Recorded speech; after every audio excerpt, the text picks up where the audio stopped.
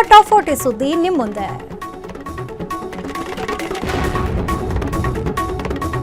ರಾಜ್ಯ ರಾಜಕಾರಣದ ಮತ್ತೊಂದು ಬಿಗ್ ಶಾಕಿಂಗ್ ನ್ಯೂಸ್ ಎದುರಾಗಿದೆ. ಸಿಎಂ ಸಿದ್ದರಾಮಯ್ಯ ಅವರ ಅತ್ಯಾಪ್ತ ಬಳಗದಲ್ಲೇ ಈಗ ಅಸಮಾಧಾನ ಸ್ಫೋಟಗೊಂಡಿದ್ದು, ಸಿದ್ದರಾಮಯ್ಯ ಅವರ ರಾಜಕೀಯ ಕಾರ್ಯದರ್ಶಿ ನಜೀರ್ ಅಹಮದ್ ತಮ್ಮ ಸ್ಥಾನಕ್ಕೆ ಗುಡ್ ಬೈ ಹೇಳ್ತಾರಾ?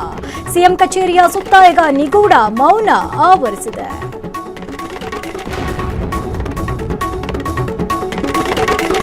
ದಾವಣಗೆರೆ ಕಾಂಗ್ರೆಸ್ನಲ್ಲಿ ಈಗ ಅಸಮಾಧಾನದ ಪರಾಕಾಷ್ಠೆ ತಲುಪಿದೆ. ಟಿಕೆಟ್ ಹಂಚಿಕೆ ಬೆನ್ನಲ್ಲೇ ಕೈ ನಾಯಕರ ನಡುವೆ ಶುರುವಾಗಿರುವ ಕಿತ್ತಾಟಕ್ಕೆ ಈಗ ಸಚಿವ ಜಮೀರ್ ಅಹಮದ್ ಖಾನ್ ಪ್ರತಿಕ್ರಿಯೆಯನ್ನ ನೀಡಿದ್ದಾರೆ. ನಾನೊಬ್ಬ ಸಾಮಾನ್ಯ ಕಾರ್ಯಕರ್ತ ಅಂತಲೇ ದಾವಣಗೆರೆಯ ಅಸಮಾಧಾನದ ಬಗ್ಗೆ ಸ್ಫೋಟಕ ಹೇಳಿಕೆ ನೀಡಿದ್ದಾರೆ.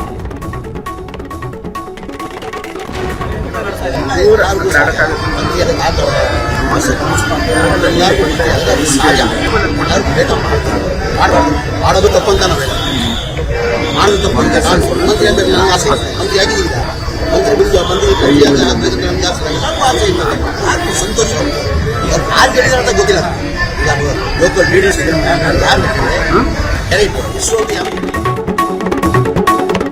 ರಾಜ್ಯ ರಾಜಕಾರಣದ ಬಿಸಿ ಈಗ ದೆಹಲಿಯ ಚಳಿಗೆ ತಟ್ಟಿದೆ. ಸಿದ್ದರಾಮಯ್ಯ ಸರ್ಕಾರಕ್ಕೆ 3 ವರ್ಷ ತುಂಬುತ್ತಾ ಇದ್ದಂತೆ ಇತ್ತ ಸಂಪುಟ ಪುನರ್ರಚನೆಯ ಕೂಗು ಅಕ್ಷರಶಃ ಸ್ಫೋಟಗೊಂಡಿದೆ. ಅಧಿಕಾರ ಹಂಚಿಕೆ ಆಮೇಲಿರಲಿ, ಮೊದಲು ಮಂತ್ರಿಗಿರಿ ಕೊಡಿ ಅಂತ ಶಾಸಕರು ಹೈಕಮಾಂಡ್ ಮೇಲೆ ಮುಗಿಬಿದ್ದಿದ್ದಾರೆ. ಎಐಸಿಸಿ ಅಧ್ಯಕ್ಷ ಮಲ್ಲಿಕಾರ್ಜುನ್ ಖರ್ಗೆ ನಿವಾಸ ಈಗ ರಾಜಕೀಯ ಚಟುವಟಿಕೆಯ ಕೇಂದ್ರ ಬಿಂದುವಾಗಿದೆ.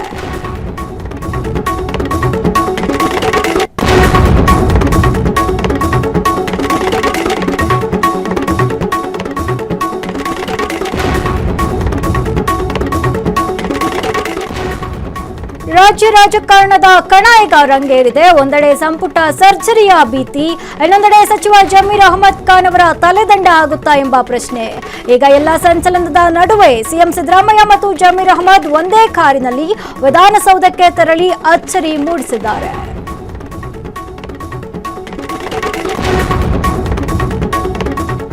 ರಾಜ್ಯ ರಾಜಕಾರಣದ ದೃಷ್ಟಿ ಈಗ ರಾಷ್ಟ್ರ ರಾಜಧಾನಿ ದೆಹಲಿಯತ್ತ ನೆಟ್ಟಿದೆ.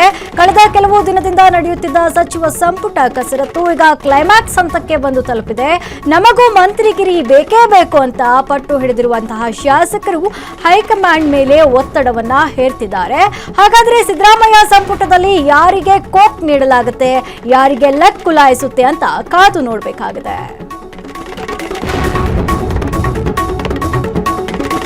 ಧಾರವಾಡದಲ್ಲಿ ನಡೆದ ಯೂತ್ ಕಾಂಗ್ರೆಸ್ ಪ್ರಧಾನ ಕಾರ್ಯದರ್ಶಿ ಫೈರೋಜ್ ಅವರ ಭೀಕರ ಹತ್ಯೆ ಪ್ರಕರಣಕ್ಕೆ ಸಂಬಂಧಿಸಿದಂತೆ ಇಂದು ಜಿಲ್ಲಾ ಉಸ್ತುವಾರಿ ಸಚಿವ ಸಂತೋಷ್ ಲಾಡ್ ಮೃತರ ನಿವಾಸಕ್ಕೆ ಭೇಟಿ ನೀಡಿದರು. ಕುಟುಂಬಸ್ಥರ ಆಕ್ರೋಶ ಮತ್ತು ಆರೋಪಗಳ ನಡುವೆಯೇ ಸಚಿವರು ತನಿಖೆಯ ಭರವಸೆಯನ್ನ ನೀಡಿದ್ದಾರೆ.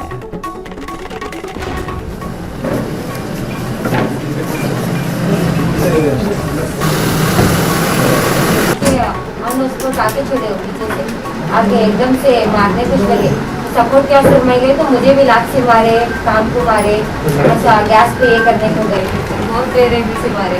वो लड़का आया 2 जगह उधर ठहरे थे, 3 मिनट ठहरे, एक तलाशी नहीं मारना, समझा जाना था, ऐसे जान से नहीं मारना था। छोड़ना नहीं करके दे रहे थे. ऑलरेडी 3 ವರ್ಷದಿಂದ ದಕ್ಷಿಣ ಕರ್ನಾಟಕದ ಮೇಲೆ ಹಿಡಿತ ಸಾಧಿಸದೆ ಅಧಿಕಾರ ಹಿಡಿಯುವುದು ಕಷ್ಟ ಎಂಬುದು ಬಿಜೆಪಿಗೆ ಚೆನ್ನಾಗಿ ಗೊತ್ತು. ಹೀಗಾಗಿಯೇ ಮುಂದಿನ ಚುನಾವಣೆಗೆ ಈಗಿನಿಂದಲೇ ಕಸರತ್ತು ಶುರು ಮಾಡಿರುವ ಬಿಜೆಪಿ ಒಕ್ಕಲಿಗರ ಆರಾಧ್ಯ ಕೇಂದ್ರವಾದ ಆದಿಚುಂಚನಗಿರಿ ಮಠದ ಮೂಲಕ ಸಮುದಾಯದ ಮನ ಗೆಲ್ಲಲು ಪ್ಲಾನ್ ಮಾಡಿದೆ.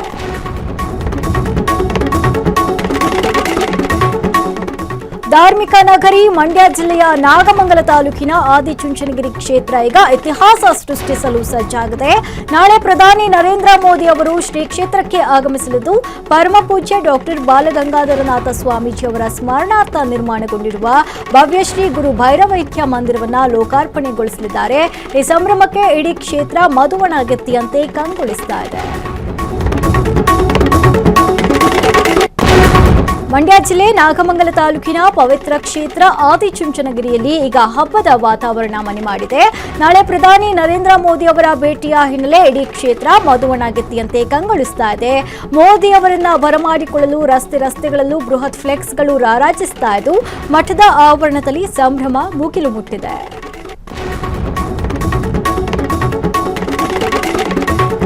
ಏಪ್ರಿಲ್ 15ರಂದು ಶ್ರೀ ಕ್ಷೇತ್ರ ಆದಿಚುಂಚನಗಿರಿ ಪ್ರಧಾನಿ ನರೇಂದ್ರ ಮೋದಿ ಭೇಟಿ ನೀಡುತ್ತಾ ಇದ್ದು ಈ ಕ್ಷಣವನ್ನ ಸ್ಮರಣೀಯವಾಗಿಸಲು ಮಠದ ಭಕ್ತವೃಂದ ಭರ್ಜರಿ ತಯಾರಿ ನಡೆಸಿದೆ. ಈ ಬಾರಿ ಮೋದಿ ಅವರಿಗೆ ಮೈಸೂರು ರಾಜಮನೆತನದ ರಾಜರ್ಷಿ ನಾಲ್ವಡಿ ಕೃಷ್ಣರಾಜ ಒಡೆಯರ್ ಅವರು ಧರಿಸುತ್ತಿದ್ದ ಮಾದರಿಯಾದಂತಹ ವಿಶೇಷ ಪೇಟವನ್ನ ತೊಡಿಸಿ ಗೌರವಿಸಲಾಗ್ತಾ ಇದೆ.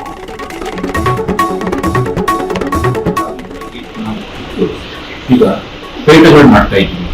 ಆಮೇಲೆ ಕೆಲವು ಈ ಮಕ್ಕಳುಗಳದ್ದು ಈ ಫ್ಯಾನ್ಸಿ ಡ್ರೆಸ್ ಈ ತರ ಮೇಕಪ್ ಇದೆಲ್ಲ ಮಾಡ್ತಾ ಇದ್ವಿ. ನಾಟಕಗಳಿಗೆ, ಡ್ರಾಮಾಗಳಿಗೆ, ಸೀರಿಯಲ್ ಶೂಟಿಂಗ್ಗಳಿಗೂ ಏನ್ ಬೇಕು ಇದೆಲ್ಲ ಪದಾರ್ಥಗಳು ಅದಕ್ಕೆ ಬೇಕಾಗಿರುವಂಥದ್ದೆಲ್ಲ ರೆಡಿ ಮಾಡ್ಕೊಂಡು ಈಗ ನಮ್ಮ ತಾತ ಬಂದು ಡಿ ಬಾಲಾಜಿ ಉಪ್ಪಿ ನೀರಿನ ಕಂಪನಿಯಲ್ಲಿ ಇದ್ರು. ಅಲ್ಲಿ ಎಲೆಕ್ಟ್ರಿಷಿಯನ್ ಅವ್ರನ್ನು ಈ ಪೇಟೆಗಳು ಕಟ್ಟೋದು ಮಾಡೋದು ಈ ತರದ್ದೆಲ್ಲ ನಾಟಕಗಳಿಗೆ ಈ ತರದೆಲ್ಲ ಮಾಡ್ಕೊಂಡು ಬಂದ್ರು. ನಮ್ಮ ತಂದೆನೂ ಅದೇ ತರ. ಈಗ ನಾವು ಈಗ ಮೈಸೂರಲ್ಲಿ ಅರಮನೆಯಲ್ಲಿ ಪೇಂಟಿಂಗ್ ಗಳಾಗ್ಬೋದು, ಅಲ್ಲಿ ಇರುವಂತದ್ದು ಪೇಟಗಳಾಗ್ಬೋದು, ಅದನ್ನೆಲ್ಲ ಮಾಡ್ಕೊಂಡು ಬರ್ತಾ ಇದ್ವಿ.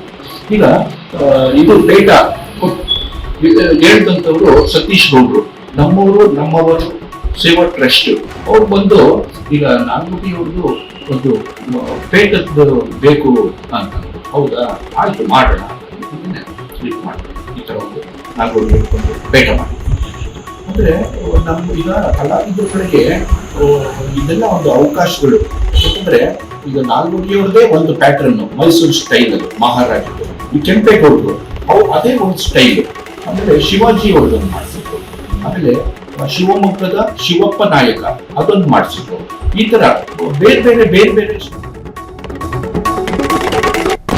ಪ್ರಧಾನಿ ನರೇಂದ್ರ ಮೋದಿ ಸಂಸತ್ತಿನ ಆವರಣದಲ್ಲಿ ಕಾಂಗ್ರೆಸ್ ಅಧ್ಯಕ್ಷ ಮಲ್ಲಿಕಾರ್ಜುನ್ ಖರ್ಗೆ ಅವರನ್ನ ಭೇಟಿಯಾಗಿದ್ರು. ಇನ್ನು ಅಧ್ಯಕ್ಷ ಮಲ್ಲಿಕಾರ್ಜುನ್ ಖರ್ಗೆ ಅವರನ್ನ ಭೇಟಿಯಾಗಿ ಸಣ್ಣ ಮಾತುಕತೆಯನ್ನ ಕೂಡ ನಡೆಸಿದ್ರು. ಭಾರತದ ರಾಜಕೀಯ ಅಖಾಡದಲ್ಲಿ ಪರಸ್ಪರ ವಾಗ್ದಾಳಿಗಳು ಸಾಮಾನ್ಯ. ಆದರೆ ಕಳೆದ 2 ದಿನಗಳಲ್ಲಿ ಸಂಸತ್ತಿನ ಆವರಣದಲ್ಲಿ ಕಂಡುಬಂದಂತಹ ದೃಶ್ಯಗಳು ಮಾತ್ರ ವಿಭಿನ್ನವಾಗಿದ್ವು.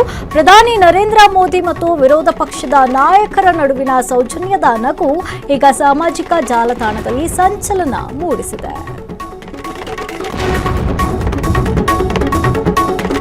ಪಂಚಮಸಾಲಿ ಪೀಠದ ಜಯ ಮೃತ್ಯುಂಜಯ ಸ್ವಾಮೀಜಿ ವಿರುದ್ಧ ದಾಖಲಾಗಿರುವ ದೂರು ಈಗ ರಾಜ್ಯ ರಾಜಕಾರಣದಲ್ಲಿ ಕಿಚ್ಚನ್ನ ಹಚ್ಚಿದೆ. ಈ ಬಗ್ಗೆ ವಿಜಯಪುರದಲ್ಲಿ ಪ್ರತಿಕ್ರಿಯಿಸಿರುವಂತಹ ಶಾಸಕ ಬಸನಗೌಡ ಪಾಟೀಲ್ ಯತ್ನಾಳ್ ಪ್ರಕರಣದ ಹಿಂದೆ ಅಡಗಿರುವ ಸ್ಫೋಟಕ ಮಾಹಿತಿಯೊಂದನ್ನು ಬಿಚ್ಚಿಟ್ಟಿದ್ದಾರೆ. ನಾನು ಸಂತ್ರಸ್ತೆಯ ವಿಡಿಯೋವನ್ನ ನೋಡಿದ್ದೇನೆ ಎನ್ನುವ ಮೂಲಕ ಯತ್ನಾಳ್ ಈ ವಿವಾದಕ್ಕೆ ಹೊಸ ತಿರುವನ್ನ ನೀಡಿದ್ದಾರೆ.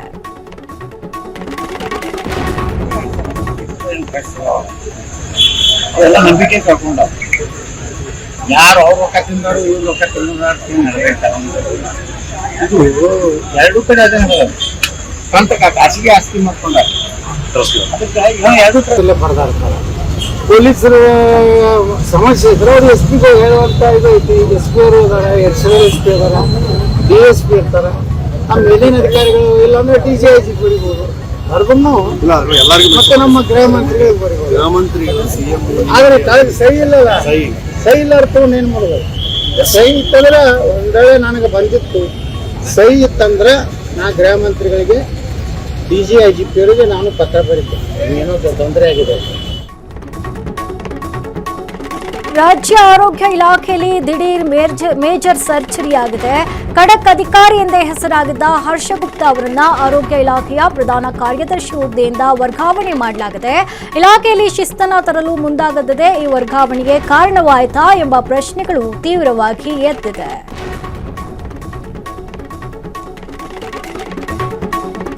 ಸರ್ಕಾರಿ ಖಾಲಿ ಹುದ್ದೆಗಳ ಭರ್ತಿ ಹಾಗೂ ವಿವಿಧ ಬೇಡಿಕೆಗಳ ಈಡೇರಿಕೆಗೆ ಆಗ್ರಹಿಸಿ ಇಂದು ಧಾರವಾಡದಲ್ಲಿ ಪ್ರತಿಭಟನೆ ನಡೆಸಲು ಮುಂದಾಗಿದ್ದ ಉದ್ಯೋಗಾಕಾಂಕ್ಷಿಗಳನ್ನ ಪೊಲೀಸರು ವಶಕ್ಕೆ ಪಡೆದಿದ್ದಾರೆ.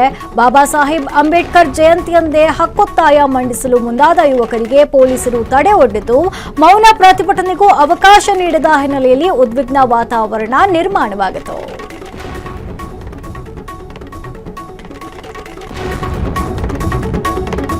ವಿಜಯಪುರದಲ್ಲಿ ಯಾರೋ ಕಿಡಿಗೇಡಿಗಳು ಅನಾಮಧೇಯ ಪತ್ರವೊಂದನ್ನು ಬರೆದು ಅದನ್ನ PDF ಮಾಡಿ ಸೋಷಿಯಲ್ ಮೀಡಿಯಾದಲ್ಲಿ ಹರಿಬಿಟ್ಟಿದ್ದಾರೆ. ವಿಶೇಷ ಅಂದ್ರೆ ಜಿಲ್ಲೆಯ 8 ಪೊಲೀಸ್ ಠಾಣೆಗಳ ಬಗ್ಗೆ ಒಂದೇ ತರಹದ ಆರೋಪ ಇರುವ ಪತ್ರ ಇದಾಗಿದ್ದು ಇದು ಇಲಾಖೆಯ ಒಳಗಿನವರಿಗೂ ಮತ್ತು ಸಾರ್ವಜನಿಕರಿಗೂ ದೊಡ್ಡ ತಲೆನೋವಾಗಿ ಪರಿಣಮಿಸಿದೆ. ಮಂಗಳೂರಿನ ರೌಡಿ ಶೀಟರ್ ಟ್ಯಾಬ್ಲೆಟ್ ಆರಿಫ್ ಹತ್ಯೆ ಪ್ರಕರಣದಲ್ಲಿ ಸಿಸಿಬಿ ಪೊಲೀಸರು ಭರ್ಜರಿ ಬೇಟೆಯಾಡಿದ್ದಾರೆ. ತನಿಖೆ ಚುರುಕುಗೊಳಿಸಿರುವ ಪೊಲೀಸರು ಈಗ ಮತ್ತೆ 3 ಆರೋಪಿಗಳನ್ನ ಕಂಬಿ ಹಿಂದೆ ತಳ್ಳಿದ್ದಾರೆ. ಅಚ್ಚರಿಯ ವಿಷಯ ಅಂದ್ರೆ ಈ ತಂಡ ತಿಂಗಳ ಹಿಂದೆಯೇ ಆರಿಫ್ನನ್ನ ಮುಗಿಸಲು ಸ್ಕೆಚ್ ಹಾಕಿತ್ತು ಎಂಬ ಸ್ಫೋಟಕ ಸತ್ಯ ಬಯಲಾಗಿದೆ. ರಾಷ್ಟ್ರೀಯ ಹೆದ್ದಾರಿಯಲ್ಲಿ ಅತಿ ವೇಗದ ಅಜಾಗರೂಕತೆಯಿಂದ ಮತ್ತೊಮ್ಮೆ ಮೃತ್ಯುರೂಪಿಯಾಗಿ ಅಟ್ಟಹಾಸ ಮೆರೆದಿದೆ. ಚಿತ್ರದುರ್ಗ ಜಿಲ್ಲೆಯ ಕಲ್ಕುಂಟೆ ಬಳಿ 2 ಲಾರಿಗಳ ನಡುವೆ ನಡೆದ ಭೀಕರ ಅಪಘಾತದಲ್ಲಿ 2 ಸ್ಥಳದಲ್ಲೇ ದುರ್ಮರಣಕ್ಕೀಡಾಗಿದ್ದಾರೆ. 2 ಲಾರಿಗಳ ಆರ್ಭಟಕ್ಕೆ ಕಿಲೋಮೀಟರ್ ಗಟ್ಟಲೆ ಟ್ರಾಫಿಕ್ ಜಾಮ್ ಉಂಟಾಗಿದ್ದು ಹೆದ್ದಾರಿಯುದ್ದಕ್ಕೂ ರಕ್ತದ ಮಡುವಾಗಿದೆ.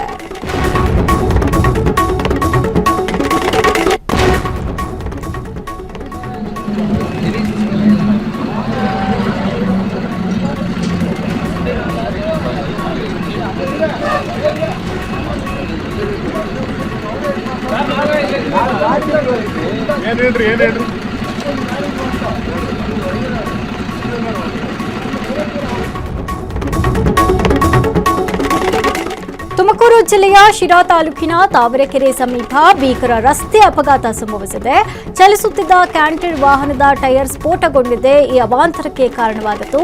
ಡಿಕ್ಕಿಯ ರಭಸಕ್ಕೆ ಸರ್ಕಾರಿ ಬಸ್ನ ಮುಂಭಾಗ ಅಪ್ಪಚ್ಚಿಯಾಗಿತ್ತು. ಹಲವು ಪ್ರಯಾಣಿಕರು ಗಾಯಗೊಂಡಿದ್ದಾರೆ.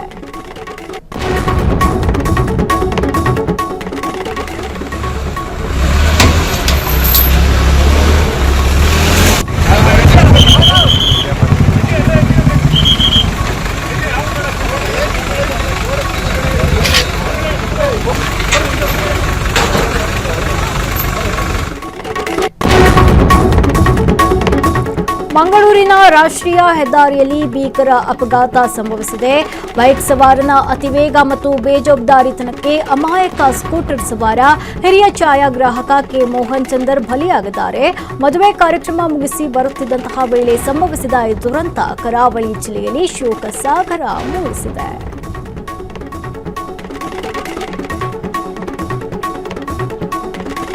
ಬೇಸಿಗೆ ರಜೆಯ ಮಜಾ ಕಳೆಯಲು ಹೋದ ವಿದ್ಯಾರ್ಥಿಯೊಬ್ಬ ಕಾವೇರಿ ಓಡಲಲ್ಲಿ ಜಲಸಮಾಧಿಯಾದ ದಾರುಣ ಘಟನೆ ಸಂಭವಿಸಿದೆ.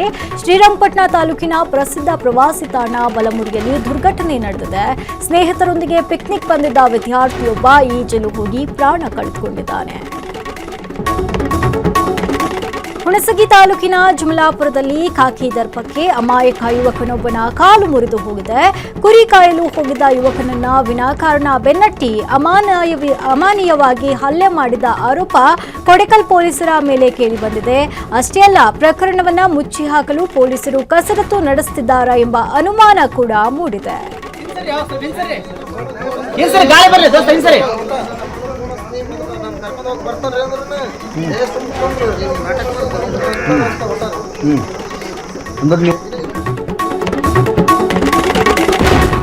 ರಾಜಸ್ಥಾನದ ಜೈಪುರದಲ್ಲಿ ಮಾನವೀಯತೆಯೇ ಮರೆತ ಕಾಮುಕನೊಬ್ಬ ಗರ್ಭಿಣಿಯ ಮೇಲೆ ಲೈಂಗಿಕ ಕಿರುಕುಳ ನೀಡಿರುವ ಹೇಯ ಘಟನೆ ನಡೆದಿದೆ. ಹಾಡಹಗಲೇ ರಸ್ತೆಯಲ್ಲಿ ನಡೆದುಕೊಂಡು ಹೋಗುತ್ತಿದ್ದ ಮಹಿಳೆಯನ್ನ ಹಿಂಬಾಲಿಸಿ ಮೈಮುಟ್ಟಿ ವಿಕೃತಿ ಮೆರೆದಿದ್ದಾನೆ. ಈ ಇಡೀ ಘಟನೆ ಸಿಸಿಟಿವಿಯಲ್ಲಿ ಸೆರೆಯಾಗಿದ್ದು ವಿಡಿಯೋ ಈಗ ವೈರಲ್ ಆಗಿದೆ.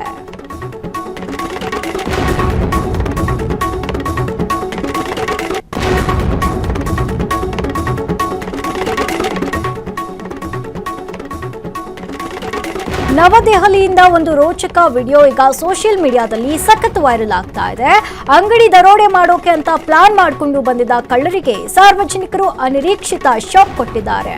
ಕಳ್ಳರು ಅಂಗಡಿಯೊಳಗೆ ನುಗ್ಗಿದ್ದೇ ತಡ ಹೊರಗಿದ್ದ ಜನ ತೋರಿದ ಜಾಣತನಕ್ಕೆ ಈಗ ಇಡೀ ದೇಶವೇ ಫಿದಾ ಆಗಿದೆ.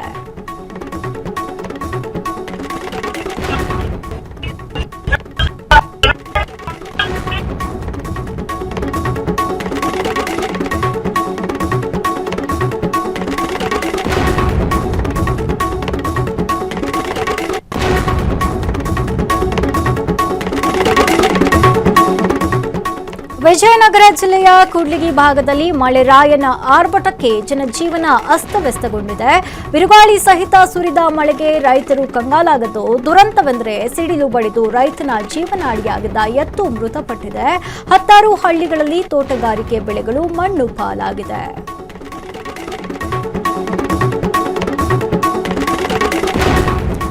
ರಾಜ್ಯ 8 ಜಿಲ್ಲೆಗಳ ರೈತರ ಜೀವನಾಡಿ ತುಂಗಭದ್ರಾ ಜಲಾಶಯದಲ್ಲಿ ಈಗ ಹೊಸ ಯುಗ ಆರಂಭವಾಗಿದೆ.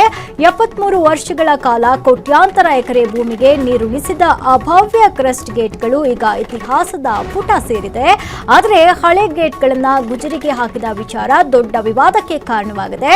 ಗುಜರಿ ಹಣ ಎಲ್ಲಿ ಹೋಯಿತು ಅಂತ ರೈತರು ಬಿಗಿಪಟ್ಟನ್ನ ಹಿಡಿದಿದ್ದಾರೆ. ತುಮಕೂರು ಜಿಲ್ಲೆಯ ಗುಬ್ಬಿ ತಾಲೂಕಿನಲ್ಲಿ ಅಕ್ರಮ ಮರಳು ದಂಧೆಕೋರರಿಗೆ ಪೊಲೀಸರು ಶಾಕ್ ನೀಡಿದ್ದಾರೆ. ಶಿಂಷಾ ನದಿಯ ಒಡಲನ್ನ ಬಗೆಯುತ್ತಿದ್ದ ಅಕ್ರಮ ಮರಳು ಅಡ್ಡಿಯ ಮೇಲೆ ದಾಳಿ ಮಾಡಿರುವ ಸಿಎಸ್ಪುರ ಪೊಲೀಸರು ಮರಳು ತುಂಬಿದ ಟ್ರ್ಯಾಕ್ಟರ್ ಅನ್ನ ಜಪ್ತಿ ಮಾಡಿ 2 ಆರೋಪಿಗಳನ್ನ ಕಂಬಿ ಹಿಂದೆ ತಳ್ಳಿದ್ದಾರೆ.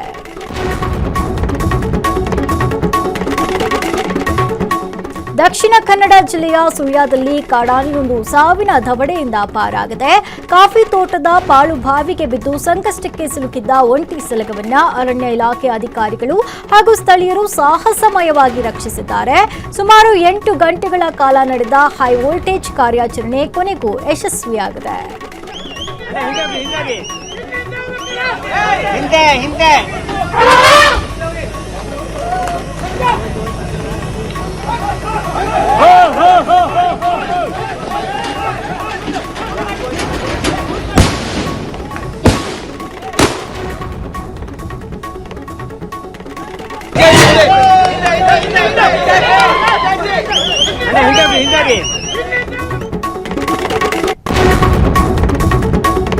ಸಂವಿಧಾನ ಶಿಲ್ಪಿ ಡಾಕ್ಟರ್ ಬಿಆರ್ ಅಂಬೇಡ್ಕರ್ ಹಾಗೂ ಬಾಬು ಜಗಜೀವನ್ ರಾಮ್ ಅವರ ಜಯಂತ್ಯೋತ್ಸವದ ಅಂಗವಾಗಿ ರಾಜ್ಯಾದ್ಯಂತ ಸಂಭ್ರಮ ಮನೆ ಮಾಡಿದೆ. ಗದಗ ಜಿಲ್ಲಾಡಳಿತ ವತಿಯಿಂದ ಹಮ್ಮಿಕೊಳ್ಳಲಾಗಿದ್ದ ಜಂಟಿ ಜಯಂತ್ಯೋತ್ಸವ ಮೆರವಣಿಗೆ ಇಡೀ ನಗರದ ಗಮನ ಸೆಳೆಯಿತು. ಕಲಾ ತಂಡಗಳ ಕುಣಿತ, ಡೊಳ್ಳಿನ ವಾದಕ್ಕೆ ಜನಸಾಗರವೇ ಹೆಜ್ಜೆ ಹಾಕಿತು.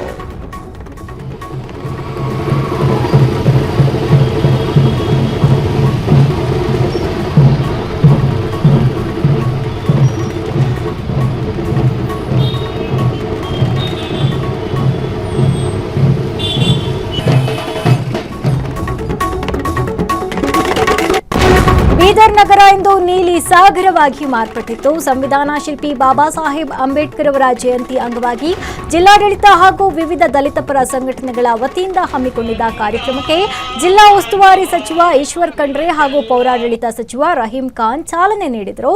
ಅಂಬೇಡ್ಕರ್ ಪ್ರತಿಮೆಗೆ ಮಾಲಾರ್ಪಣೆ ಮಾಡುವ ಮೂಲಕ ಮಹಾನ್ ಚೇತನಕ್ಕೆ ಗೌರವ ನಮನ ಸಲ್ಲಿಸಲಾಯಿತು.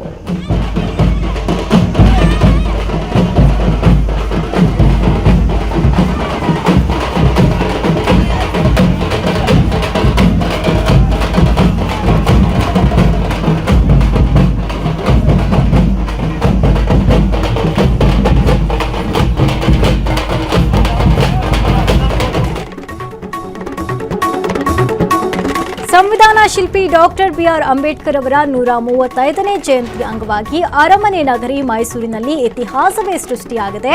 ಇದೇ ಮೊದಲ ಬಾರಿಗೆ ಆಕಾಶದಿಂದ ಪುಷ್ಪವೃಷ್ಟಿ ಮಾಡುವ ಮೂಲಕ ಬಾಬಾ ಸಾಹೇಬರಿಗೆ ವಿಶಿಷ್ಟ ನಮನ ಸಲ್ಲಿಸಲಾಗಿದೆ. ಸುಡು ಬಿಸಿಲನ್ನ ಲೆಕ್ಕಿಸದೆ ಸಾವಿರಾರು ಜನ ಅಪರೂಪದ ಕ್ಷಣಕ್ಕೆ ಸಾಕ್ಷಿಯಾಗಿದ್ದಾರೆ.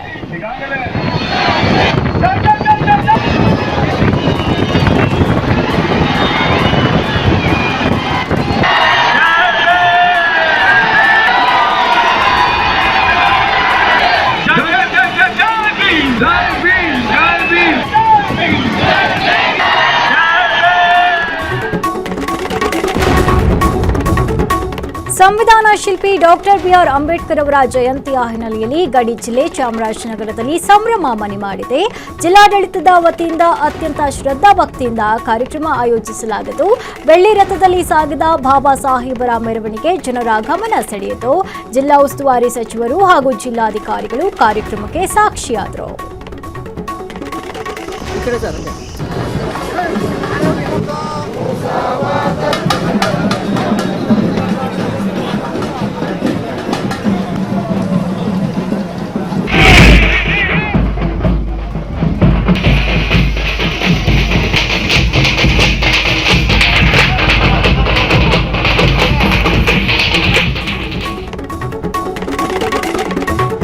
ವಾಣಿಜ್ಯ ನಗರಿ ಹುಬ್ಬಳ್ಳಿಯಲ್ಲಿ ಸಂವಿಧಾನ ಶಿಲ್ಪಿ ಡಾಕ್ಟರ್ ಬಿಆರ್ ಅಂಬೇಡ್ಕರ್ ಅವರ ಜಯಂತಿ ಸಂಭ್ರಮ ಮುಗಿಲು ಮುಟ್ಟಿದೆ. ನಗರದಾದ್ಯಂತ ನೀಲಿ ಬಾವುಟಗಳು ರಾರಾಜಿಸ್ತಾ ಇದ್ದು ಅಭಿಮಾನಿಗಳ ಜಯಕಾರದಿಂದ ಹುಬ್ಬಳ್ಳಿ ಅಕ್ಷರಶಃ ನೀಲಿಮಯವಾಗಿದೆ. ದಲಿತ ಮತ್ತು ಹಿಂದೂಪರ ಸಂಘಟನೆಗಳು ಒಟ್ಟಾಗಿ ಅಂಬೇಡ್ಕರ್ ಅವರಿಗೆ ಗೌರವ ಸಲ್ಲಿಸುತ್ತಿರುವುದು ವಿಶೇಷವಾಗಿದೆ.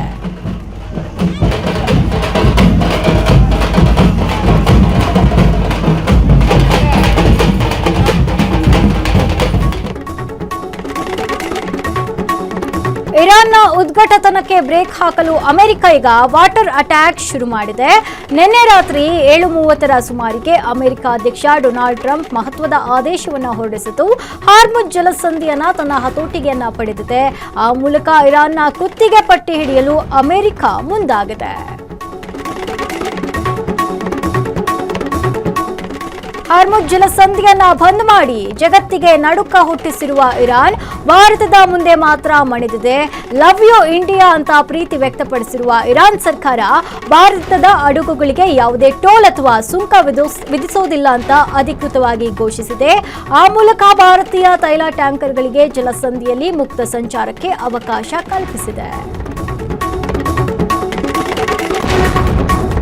ದೂರದ ಗಲ್ಫ್ ರಾಷ್ಟ್ರಗಳಲ್ಲಿ ನಡೆಯುತ್ತಿರುವ ಯುದ್ಧದ ಕಿಚ್ಚು ಈಗ ಮೈಸೂರಿನ ಆಟೋ ಚಾಲಕರ ಅಡುಗೆ ಮನೆಗೆ ತಟ್ಟಿದೆ. ಅಂತಾರಾಷ್ಟ್ರೀಯ ಮಟ್ಟದಲ್ಲಿನ ಯುದ್ಧದ ಪರಿಣಾಮ ದೇಶದಲ್ಲಿ ಇಂಧನ ಅಭಾವ ಸೃಷ್ಟಿಯಾಗಿತ್ತು. ಸಾಂಸ್ಕೃತಿಕ ನಗರಿ ಮೈಸೂರಿನಲ್ಲಿ ಆಟೋ ಚಾಲಕರು ಹನಿ ಗ್ಯಾಸ್ಗಾಗಿ ಅಕ್ಷರಶಃ ಬೀದಿಗಿಳಿದಿದ್ದಾರೆ. 4 ಕಿಲೋಮೀಟರ್ ಉದ್ದದ ಕ್ಯೂನಲ್ಲಿ ನಿಂತು ಗ್ಯಾಸ್ಗಾಗಿ ಚಾಲಕರು ಹೈರಾಣಾಗಿದ್ದಾರೆ. ಚಿತ್ರದುರ್ಗ ಜಿಲ್ಲೆಯ ಹೊಳಲ್ಕೆರೆಯಲ್ಲಿ ಗ್ಯಾಸ್ ಸಿಲಿಂಡರ್ ಅಭಾವದ ಕಿಚ್ಚು ಸ್ಫೋಟಗೊಂಡಿದೆ. ಕಳೆದ 20 ದಿನದಿಂದ ಅಡುಗೆ ಅನಿಲಕ್ಕಾಗಿ ಕಾಯ್ತಿದ್ದ ಜನರ ತಾಳ್ಮೆ ಹದಗೆಟ್ಟಿದ್ದು ಗ್ಯಾಸ್ ಏಜೆನ್ಸಿ ಮುಂಭಾಗ ರಣರಂಗ ನಿರ್ಮಾಣವಾಗಿದೆ. ಸ್ಥಳಕ್ಕೆ ಬಂದ ತಹಶೀಲ್ದಾರರನ್ನ ಜನರು ತರಾಟೆಗೆ ತೆಗೆದುಕೊಂಡ ಘಟನೆ ನಡೆದಿದೆ.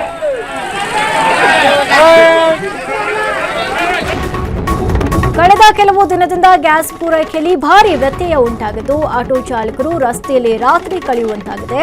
80% ಖಾಸಗಿ ಬಂಕ್ಗಳು ಬಂದ್ ಆಗಿದೆ. ಇನ್ನುಳಿದ ಕೆಲವು ಸರ್ಕಾರಿ ಬಂಕ್ಗಳ ಮುಂದೆ ಕಿಲೋಮೀಟರ್ ಉದ್ದದ ಕ್ಯೂ ಕಂಡು ಬರ್ತಾ ಇದೆ. ಗ್ಯಾಸ್ ಸಿಗುತ್ತೋ ಇಲ್ವೋ ಎಂಬ ಆತಂಕದಲ್ಲಿ ಸಾರಥಿಗಳು ಪರದಾಡ್ತಾ ಇದ್ದಾರೆ.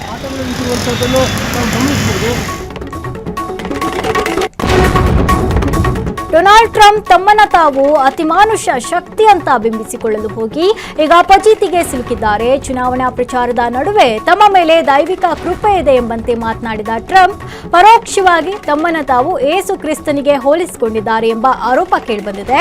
ಟ್ರಂಪ್ ಅವರ ಈ ವಿಲಕ್ಷಣ ಹೇಳಿಕೆ ಈಗ ಜಗತ್ತನ್ನೇ ಆಶ್ಚರ್ಯಚಕಿತಗೊಳಿಸಿದೆ.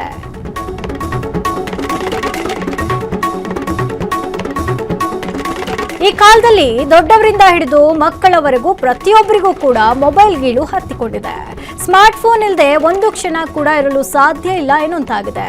ಆದರೆ ಇಲ್ಲೊಂದು ಗಿಳಿ ಮನುಷ್ಯರನ್ನ ಮೀರಿಸುವಂತೆ ಮೊಬೈಲ್ ಪರದೆಗೆ ಅಂಟಿಕೊಂಡಿದೆ. ಹಿರಿಯರೊಬ್ಬರ ಹೆಗಲ ಮೇಲೆ ಕುಳಿತು ತದೇಕ ಚಿತ್ತದಿಂದ ಮೊಬೈಲ್ ನೋಡುತ್ತಿರುವ ಈ ಗಿಳಿಯ ವಿಡಿಯೋ ಈಗ ಭಾರಿ ವೈರಲ್ ಆಗ್ತಾ ಇದೆ.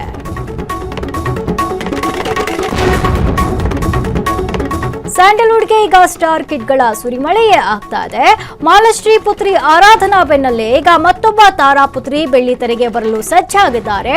ಅವರು ಮತ್ಯಾರೂ ಅಲ್ಲ, ಕನ್ನಡದ ಖ್ಯಾತ ನಟಿ ಅಭಿನಯ ಶಾರದೆ ಶ್ರುತಿ ಪುತ್ರಿ ಗೌರಿ ಈಗ ಸ್ಯಾಂಡಲ್ವುಡ್ಗೆ ನಾಯಕಿಯಾಗಿ ಎಂಟ್ರಿ ಕೊಡಲು ಫುಲ್ ರೆಡಿ ಆಗಿದ್ದಾರೆ.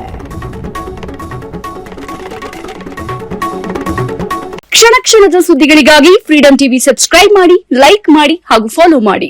ಹೊಸ ಸುದ್ದಿಗಳ ನೋಟಿಫಿಕೇಶನ್ಗಾಗಿ ಬೆಲ್ ಐಕಾನ್ ಮೇಲೆ ಕ್ಲಿಕ್ ಮಾಡಿ.